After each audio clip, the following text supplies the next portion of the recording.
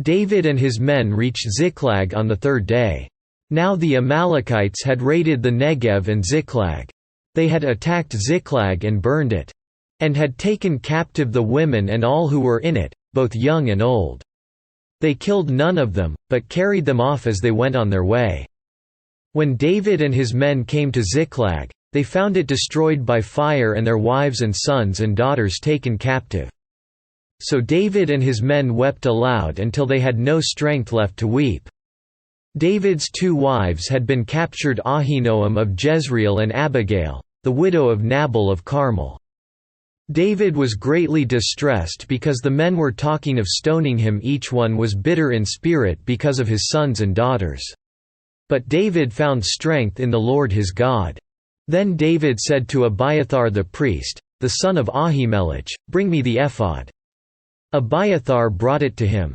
And David inquired of the Lord, "Shall I pursue this raiding party?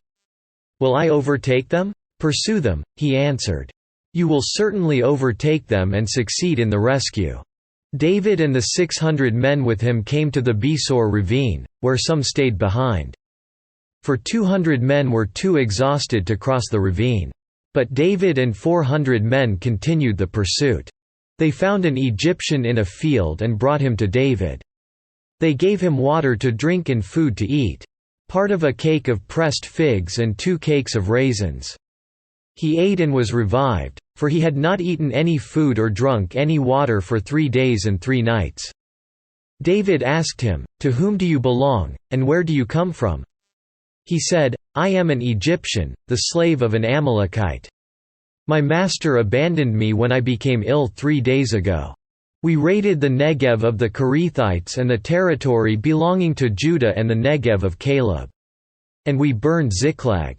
David asked him, "Can you lead me down to this raiding party?"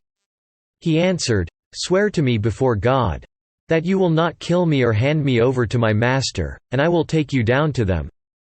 He led David down, and there they were, scattered over the countryside, eating, drinking and reveling because of the great amount of plunder they had taken from the land of the Philistines and from Judah. David fought them from dusk until the evening of the next day, and none of them got away, except 400 young men who rode off on camels and fled. David recovered everything the Amalekites had taken, including his 2 wives. Nothing was missing, young or old, boy or girl, plunder or anything else they had taken. David brought everything back. He took all the flocks and herds, and his men drove them ahead of the other livestock, saying, "This is David's plunder." Then David came to the 200 men who had been too exhausted to follow him and who were left behind at the Besor ravine. They came out to meet David and the people with him. As David and his men approached, he greeted them.